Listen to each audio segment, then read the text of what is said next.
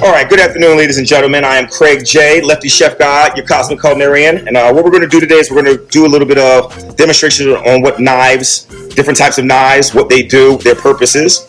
So in order, we have, this is a bread knife. It's a classic bread knife with a serrated edge.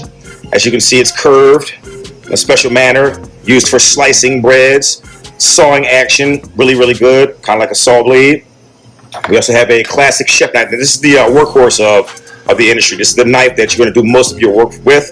Same thing. It's a long, sharp, single side bladed knife with a curve. And that curve is used for slicing. We get a good slicing action.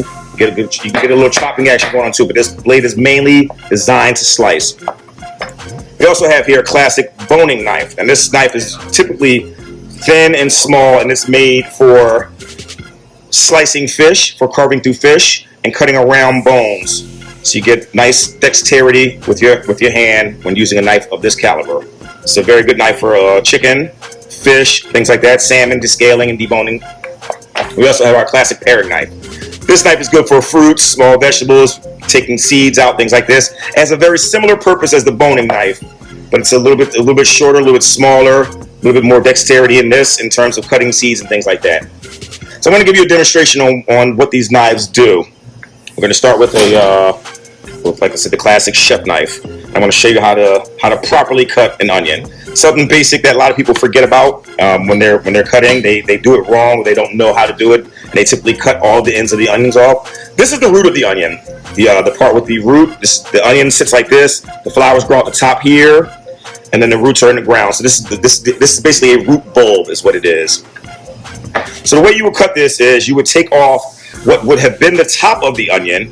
You want to remove that section. Once you remove that section, as you can see, the root part is still on there. We want to keep that root part on there because this is what holds the onion together. If you can see, onions have layers.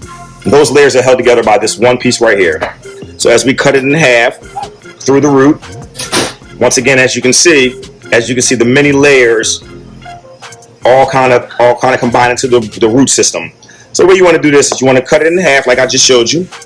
You want to lay it flat because you never want to cut on a rocky surface or a round surface. You always want to cut on a flat surface. You want to peel back your layers of onion.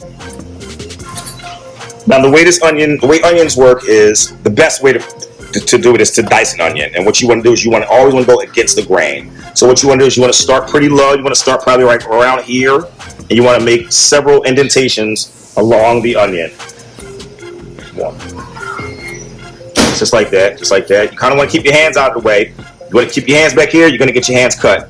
So you want to keep your hands on top of the onion so that way you can slice it without getting cut and pull through it. So now once you make those horizontal cuts, you want to go with horizontal cuts this way. And what this does is it gives you a pattern. So you went one way, now you're going the other way, and what you're going to get is a nice dice pattern once you go against the grain this way. So remember, cubes have three sides, length, width, and height. And that's what you're doing. You're creating cubes in the onion when you cut it that way. That's how you properly dice an onion.